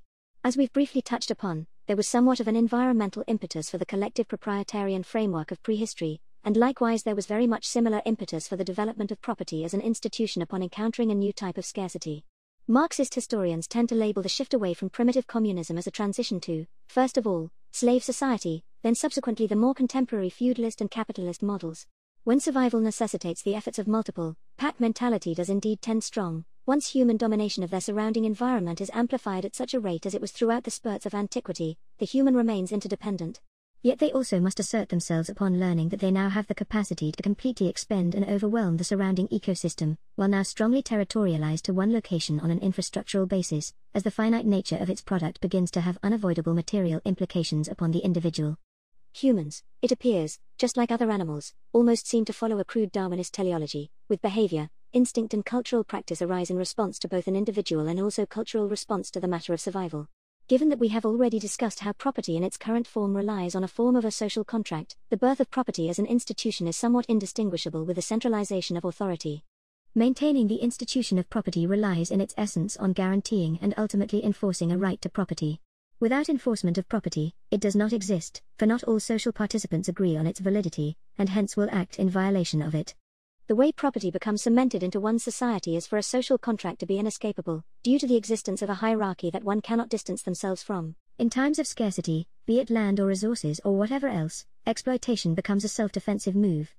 A king who has asserted his own dominance in his respective society, to take the feudal example, must ultimately consolidate his power to consolidate the security of his lifestyle and position. As a result, he must monopolize the land around him, taking it as his property, so that he cannot be challenged by others attempting to climb the ladder of meritocracy, or in this case stalwartism, i.e. the rule of the strongest.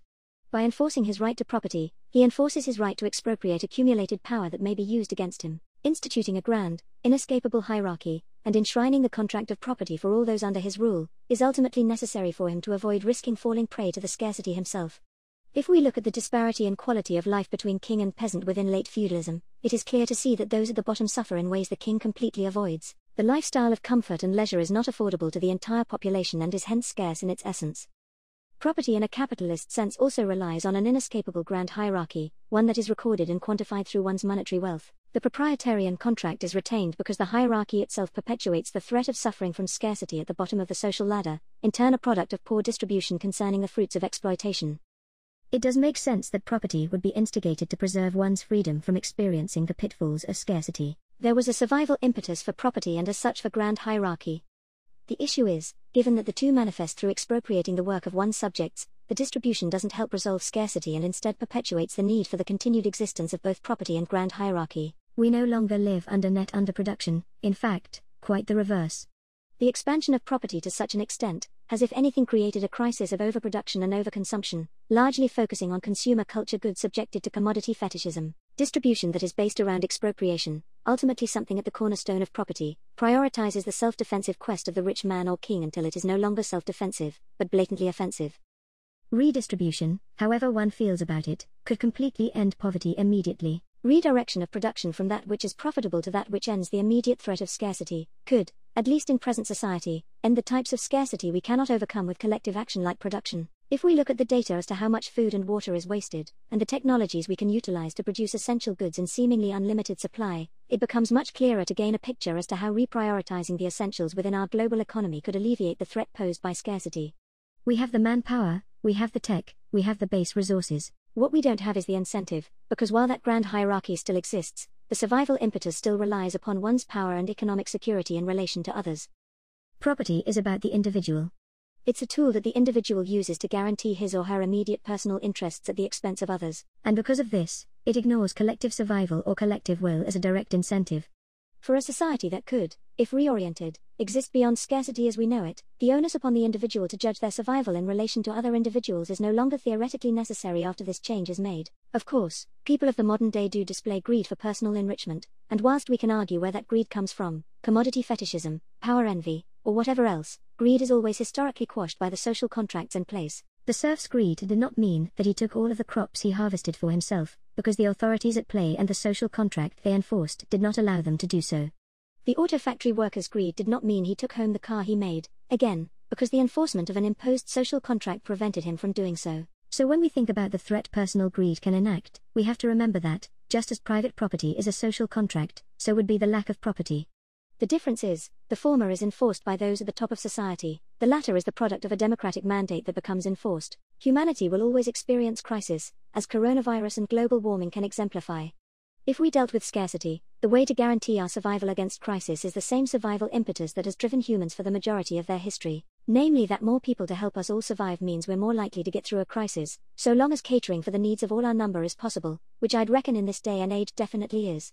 The question of survival within current society is once again more a collective question than an individual one. Should society ditch property and resolve scarcity, it should become demonstrable that the larger threat to our survival is from external crises, not the needs of other humans preventing one's own needs from being fulfilled. Liquid e-democracy is a framework that could revolutionize practically everything about the decision-making procedures of what is produced, and how that is distributed to the people, alongside determining and amending a social contract that best suits everyone. Technology is at a point where we can have our say and represent our interests easily, and this is, I think, the thing that can truly make a more direct democracy possible. Liquid democracy, the opportunity to delegate one's vote on a subject conditionally to someone they trust to represent their interests, makes this accessible even to those who are not informed or educated on a particular subject. Without enshrining a grand hierarchy, everyone's vote on issues that affect us all would be equal. Now, of course, human beings aren't going to be consciously caring about every individual on the other side of the world when they make their decisions, but fundamentally that doesn't matter. The community is at the center of communist society, and while you may express preference for your community, what matters is that there is an understanding of human interdependence on a theoretical level. Most production and distribution should, and probably would, be localized where possible, so for the most part collective decisions on production or distribution stay at a community level, but with solidarity. It's not necessary for one to care deeply and personally about the man on the other side of the world. It is however possible for one to care deeply about yourself and your community, by knowing that the existence and welfare of that man will ultimately do you and your community more good than harm. It is also important to clarify that a lack of institutional property does not mean you have to share your toothbrush, house, or other goods you might wish to reserve within your possession. The reason it does not require property is that it is again concerning a democratic social contract, albeit a trivial one. If those who might otherwise interact with your toothbrush can agree that they will reserve it for you, that's not property. The onus on how that toothbrush is used is still the product of collective decision-making, even if that collective decision-making is to accept your wishes, and see to you sole reservation of the toothbrush. One might imagine agreements such as this probably have existed throughout all the non-proprietarian societies of history, and it does not have hierarchical implication. It really shouldn't be an issue either to negotiate these agreements, and it probably wouldn't need to be even discussed formally, especially given that scarcity is no longer fully in play to the same degree. Automation and all that also could help alleviate scarcity, but that's for another discussion. Fully automated luxury communism may sound a bit silly, but as an academic proposition it seems to be gaining a degree of popularity. I'm not a big fan of its main advocates, though I do agree that automation will prove instrumental in allowing humans to engage in other pursuits. 8. Could communism exist today? We've been through the main stuff. Property is a social construct that does not have to be inherent to the essential definition of humanity. A need for property was born from a scarcity that no longer really exists in the same manner. So for this section I'm going to confront the main arguments one might give to say, but it's different now, to dismiss anti-proprietarian society as implausible. Smaller hierarchies are always going to exist.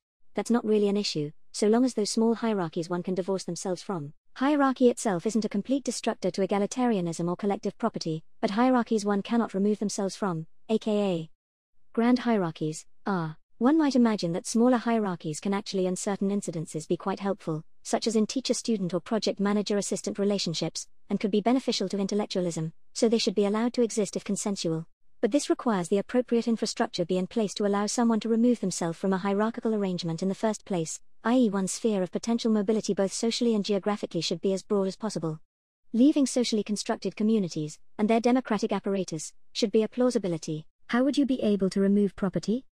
If property rights are a social construct, as we've already covered, then they are reliant on a social contract, be it through the state or whatever else, to be in existence. New approaches to property, be it in commodity reservation or democratic control of industries or their product, would face just the same ratification procedures as property rights do today, only they'd also be determined by democracy, which generally seems to help represent the most popular will of the people and hence the least unrest creating constructs.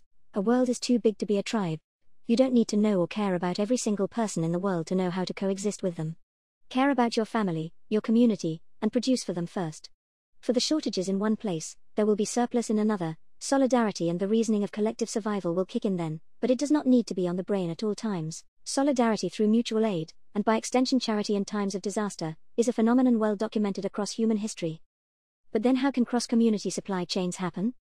This qualm shows a complete lack of knowledge for how supply chains work. You do not need to have a personal relationship with the man who picks your bananas for them to reach you, because he's not picking them for you specifically. He picks them for his community, who pass them through other communities, to yours, where the bananas eventually become available to you. Supply chains are chains of communities, not individuals, and mutual agreements between one community to the next are an essential part of human interdependence. In short, the banana reaches you not from its picker caring about you specifically, rather through the overlapping of the relationships of others until they reach you. Take one, pass it on, only requires two relationships per node, with the giver, and with the receiver, not everyone in the queue. People are never going to acknowledge global warming as a reason to care about collective survival. There is little benefit to denying scientific reality unless one has competing interests, i.e. preoccupation with ensuring one's place on a grand hierarchy, or freedom from implications of scarcity. This is exactly why a reimagining of the system of property, and resolution of the immediate scarcity question, is so crucial. And ultimately, while there may be some conspiracy theorists out there, I do not believe there are enough to upset democratic consensus, therefore they must still abide by any imposed social contracts surrounding climate change from the democratic mandate. Online voting can't be trusted. People bank online. People manage finances online. People enclose personal documents online, and yes, even sometimes do vote online. Whether it's the blockchain, or some other secured transmission format, I do believe this shouldn't be too much an issue that we haven't faced before. People like their meaningless stuff too much. Ideology is imposed, commodity fetishism being part of that ideology. People like meaningless commodities because they represent something. It's an illusion, an ideological veil that we must work on overcoming. The way to do that must be to trace back the commodity to those manufacturing its appeal, and expose the commodity for what it is, i.e. a commodity, nothing more. But that ideological veil runs too deep to overcome. One does not need to indulge in the spectacle of what that commodity has been fetishized to represent, if the true objects of desire behind the fetish can be fulfilled. Situationism, such as that proposed by Guy Debord, is of particular relevance here. The aim of communism is ultimately to build a society in which one can be at liberty to chase their desires more freely without the dictatorial limitations of property and financial power. If you are given the opportunity to go lead the life you want to live, if it is indeed made obtainable, why would you concentrate on the spectacle of pretending some manufactured product will give you that life? But yeah, ultimately ideology is a difficult thing to fight back against, and would be one of the first battles for those who strive towards communism. If you dropped a TV into a PRO camp, they'd all start killing each other over it. Someone literally used this as an argument once, I kid you not. Luxury goods are not magic. They do not turn someone from dedicated team player to demented sociopath simply by existing. We have always, as humans, found things to amuse ourselves with. We have not always ended up killing each other over them. Even when struggles do emerge, such as with kids and shared toys, it's often more a question of possession, or of relation, than of property. So I wouldn't say luxury goods make property inevitable simply because of their luxury dimension. Communism is a no-no word nobody will get behind.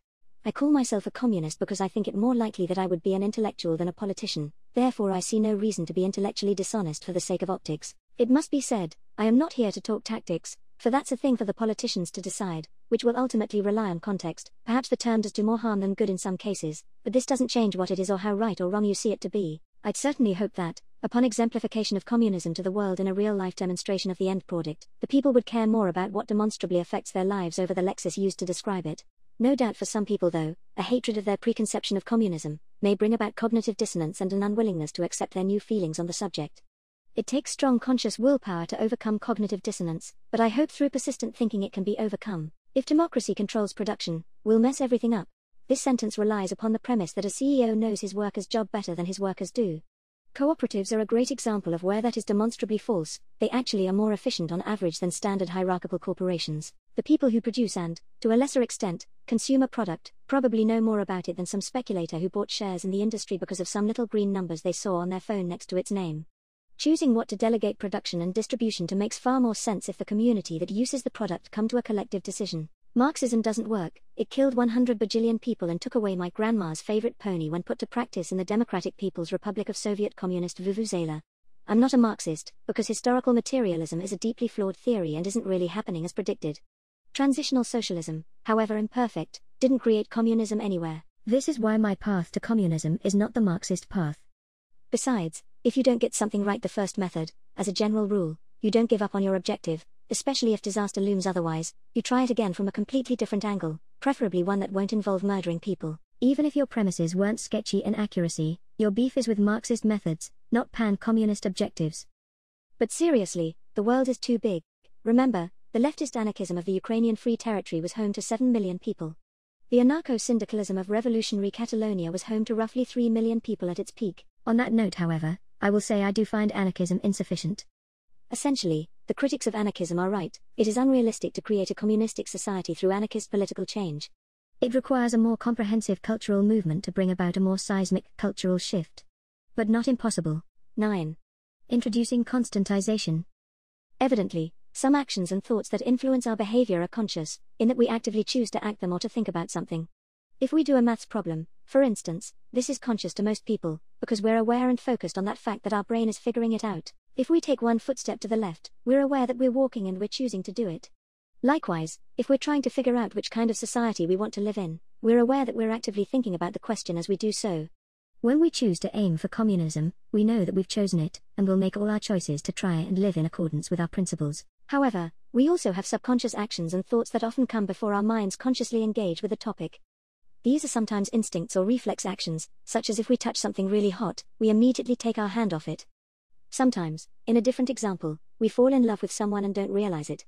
Both are examples of subconscious behavior, sometimes because our consciousness doesn't have time to make the active decision to act, sometimes just because it's so incremental that we don't notice the thing until we actually go looking for it in our thoughts, even though it may have been affecting how we feel, act, or our instinctual behavior on the issue for a long time already. Now remember how I said that the incremental stuff is more likely to be subconscious? That's where compatibility with a certain social system comes into play. If we were born into a world where a clear hierarchy has existed our entire lives, we might not notice that our behavior and our motivations have been affected by it. And they do affect our behavior and motivations. The people on the right screaming about human nature have a point, in that oftentimes we do have some greedy or selfish instincts. But because it's largely subconsciously based, we don't think of it as a survival strategy developed to survive in a hierarchical world, even though that's the reason it's come about. This can be through personal experience, or by seeing how parents survive effectively, etc. And so when you have occasions such as in Maoist China, where many structured communes, which were created to try and transition from socialism to communism, collapsed from corruption, in a place where corruption shouldn't be necessary, you can see that these instincts that we've had for so long under capitalism don't tend to have a positive effect. Who we are, what our motivations are and who they benefit, how we instinctively try to survive without thinking about it, this mostly comes from the subconscious and influences a massive amount as to what we do.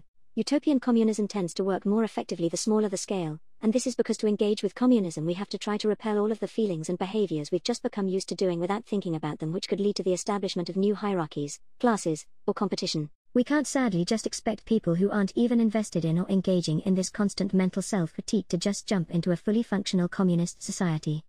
Yet if people retain some of their old instincts, motivations and behaviors from their subconscious formulated in the past social order, this has the capacity to shape a new society much closer to what we're trying to escape from. What constantisation is about is formulating a subconscious, and with it instincts, motivations and behaviors that are designed according to the collective survival strategy. If the subconscious can work with us as opposed to against us in our efforts to make an eventual communist society for humanity, then not only will the transition be adequately thorough, but also much easier to shape the conscious minds, actions and thoughts of those people as well. The process of subconsciously evaluating one's surroundings and learning how to instinctually react to them is sometimes called internalization of whatever society it is.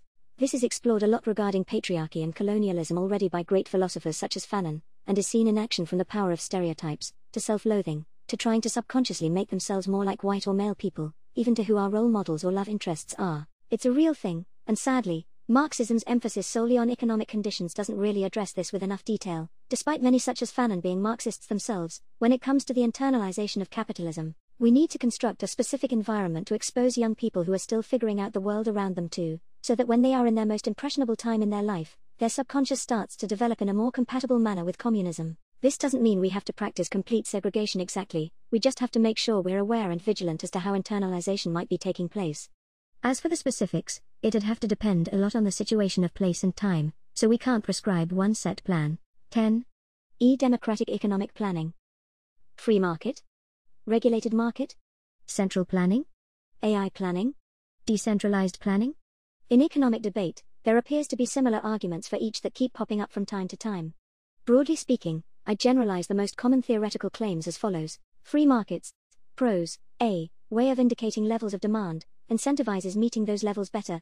Cons. B. Can incentivize meaningless consumer goods above essentials for the needy, can lead to overproduction, can't make long-term plans easily. Regulated markets.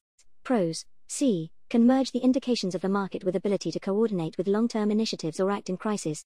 Cons. D. Can distort the market, can also have similar disadvantages as free markets. Central planning. Pros. E. Easy to track and coordinate, can more easily work toward long-term targets. Cons. F. Often commanded from above, without representation or knowledge of democratic interests, difficult to adjust swiftly in cases of crisis. AI planning. Pros. G. Can consider more factors, arguably more objectively, and plan more efficient than humans could. Cons. H. Currently unrealistic, unsure yet if, how it would work. Decentralized planning. Pros. I. Localizes supply chains, can allow more democratic input. Cons. J. Difficult to coordinate large projects, disadvantages certain areas, communities, can be inefficient. So to take a look more specifically at A, C, E, G and I, the advantageous qualities, we can see K, what is supplied to the population should be indicated by popular, democratic demand. AI, L, we should be able to consider interests of past and future alongside just the present. C, M, the system should utilize available resources efficiently. A/E/G. N, we should be able to keep track of how much we're using and where we got the resources from. EI. O, supply chains should be shorter and more direct if they can be. I. P, humans can mess up, so we shouldn't leave it to just a few of them. AG. Which is why I would like to present people from all over the political spectrum with the idea of democratic planning. Essentially, the idea would be to have the citizens communicating immediately and easily to industry what it is they want. O, so as to advise those industries in what they should concentrate on producing for that particular period, perhaps through one central process. N. This way, production would be directed towards whatever it is the consumers may demand. K, and also gives them a clue on how most efficiently to allocate their resources to what people actually want, and avoid waste. M, if consumption habits change swiftly and unexpectedly. As well as just indicating with their consumption habits though, it would allow consumers to more specifically identify their priorities, for example, in wanting to not consume something unless they are reassured it's sustainably or ethically produced, and that there is a safeguard in place for the future. L. And its tally would represent all consumers instead of just a small sample or guesswork. P. Democratic planning has been thought of before, but for logistical reasons it would only have been possible on a very decentralized scale, which evidently causes its own problems and inefficiencies. J. We are no longer held to these logistical reasons, however, democratic planning has never been implemented, because the technology that now allows for its existence is quite new. Now, with the internet and newer technologies like blockchain, people from all over the world can send information securely, easily and immediately straight to where that information needs to go, and can even incorporate smart contracts and so forth where necessary. This, in turn, would allow democratic planning to become a reality for the very first time with unprecedented ease. H. It would do what the market is trying to show, i.e. consumer demands, but more directly, and hence without some of the negatives, such as the impacts of commodity fetishism, large-scale waste, or miscalculation of certain industries. BD. It would do what planning is trying to show, i.e. showing a big picture of what is used and how, and allowing indication of long-term or additional interests and values, but more informedly, and hence without the same guesswork or hierarchical implications. DF. If production were to be organized through this system, I can imagine that distribution and exchange could be operated similarly. As a communist myself, I would personally envision this used accordingly. For this recording, my intention has been to explore, in a more complete form, the implications of the capitalist system under which we live and its central ingredient in property, the plausibility of an alternative framework, and a brief introduction as to how aspects of this could manifest, intersecting with craniomodern philosophy. I hope this recording has firstly demonstrated the precarious and unstable nature of the feedback loops upon which capitalism is built, consequently its incompetence in dealing with crises, and its tolerance of dangerous levels of privately centralized power. It will sell out both past and future for the quick buck in the present, and as such will put the private profits of its oligarchs above long-term collective problem-solving, even when the effects of crisis become demonstrable within the present. Make no mistake, the issue that we have been discussing here is property. As we've discussed, capitalism tends to really just serve as a smokescreen for the interests of capital, as opposed to a system of set principles. It's a tool to get the capitalists to the top of the system, upon which they manipulate that system for however best suits their accumulation. So perhaps lexically one could simply substitute capitalism with private capital, and yet private capital too is somewhat too obscure. Private property is perhaps a more direct way of framing the issue, that issue being the very fact that functions of the economy are oligopolized under private control, or any other conceptual arrangement in which one person is given complete private control over something used, needed, or affecting multiple people. Property is an even more direct and even more pertinent way of saying this, once one comes to realize that the personal property which private property is designed to contrast with isn't exactly beholden to any created legal construct of property rights. Rather are things currently in use by another person that you'd have to physically pry from them, or by proxy. Think of it this way: if we stripped our current system of its current social constructs, the good and the bad, you would likely be carrying around all the things which you are currently using on your back, including housing, or a tent probably, including toothbrushes, your watch, etc. This is in essence what stuff in use would be, things that without existing social constructs would be on your person, and hence concern immediate possession. Whereas property is more conceptual, and when held sacrosanct as it currently is, can directly violate the right to essentially use things, the right to have anything in your immediate possession at any given time. I am forced to give up the thing that I made it, quote-unquote, your factory, and a lot of what you'll receive from selling it. I am forced out onto the streets if I can't pay you for my housing privileges, etc. Nobody wants anyone else to come and forcibly take something off us that we need for self-sustenance, but property does more of the taking than protecting once that right to immediate possession is disaffiliated from it. In a certain sense, property itself is little more than simply a facet of the mythology of the spectacle. Its appeal is based upon the notion that consumption of a good or service would be plausible through personal reservation, as opposed to the reality that property restricts what you can do or consume more so than enabling it. The appeal of property, like consumerism, is predicated upon hope and longing through romanticized conceptualization, alongside exclusivity and appeal to elitism, of course, itself a standard spectacular illusion. Never mind that the institution of property restricts usage and consumption by affordability and ownership, that its regulation of usage makes for highly inefficient utilization of the commodity in question, that democratic control and possibly automation of a post-scarcity economy would be designed to meet demand at a level to which reservation would become unnecessary. Choice and security, the two values most closely attributed to property, are truthfully both amplified without it. We even have the phenomenon by which identity and personality become intertwined with the properties one owns, self-definitioning reliant upon the fetishization of the inanimate, often immaterial inventory, as opposed to what they should be, tools with which to express and enhance that identity. The means become intentionally misrepresented as the ends within themselves, and the alienated, exhausted worker who no longer finds adequate meaning in the work they spend their day doing turns to the spectacle of property as an escape, instead of fighting for leisure time, workplace autonomy and democracy, the chance to experience a purer, situation-driven happiness and identity. What are all the things you might like property for? Individual expression?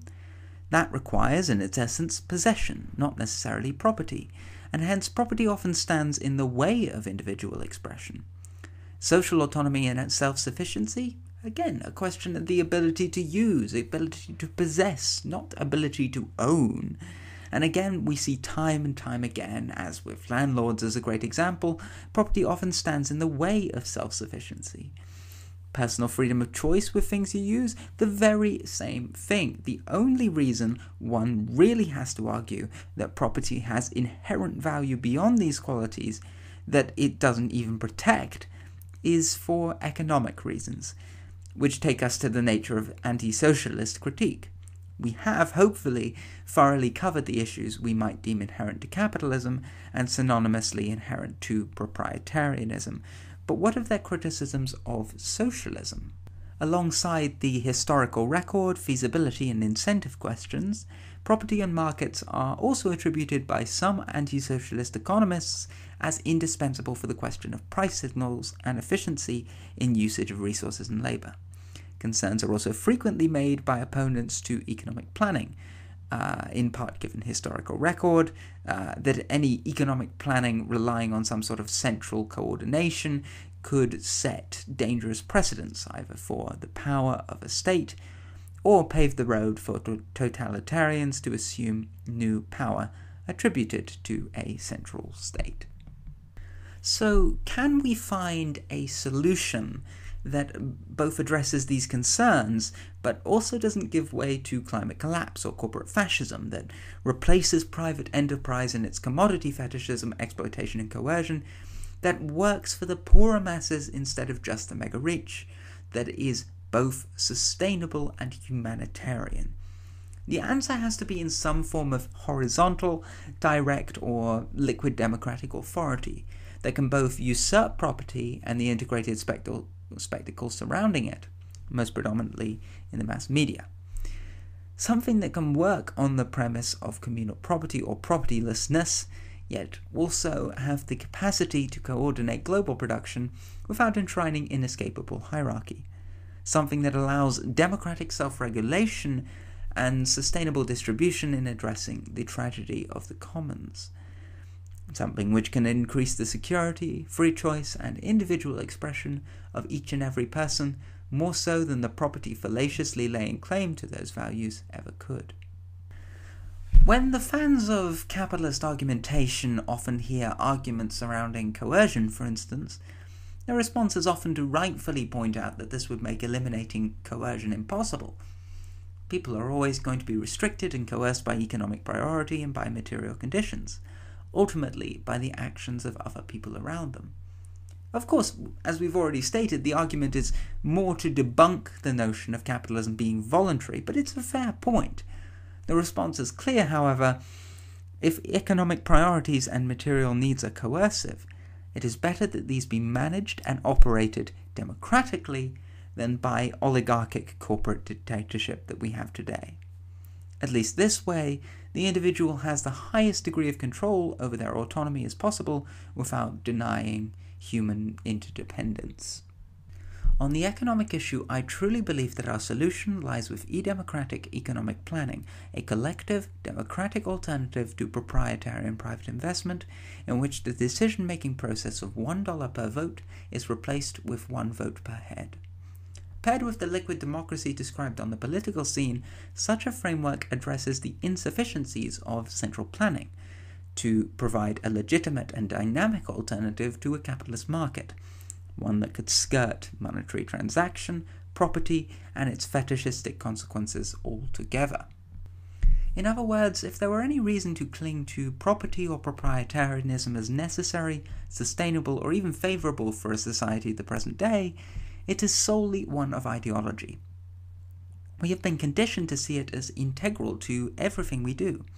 An acceptance of the narrative of free market capitalism is the response. I hope that through this recording we have covered and examined the ideology to the extent to which its mythology falls apart. Our fight is now to bring our alternative to said narrative to the cultural foreground, to dispel the illusion and to gather a freed population to build a better future. At its crux, to kickstart a cultural movement, one through which to evaluate all which we have internalized, including the fallacious ideological lens through which we perceive our worldly surroundings. But if you refuse to consciously condemn property, if the capitalist narrative goes unchecked, then consider yourself culpable in whatever demise it may bring unto us.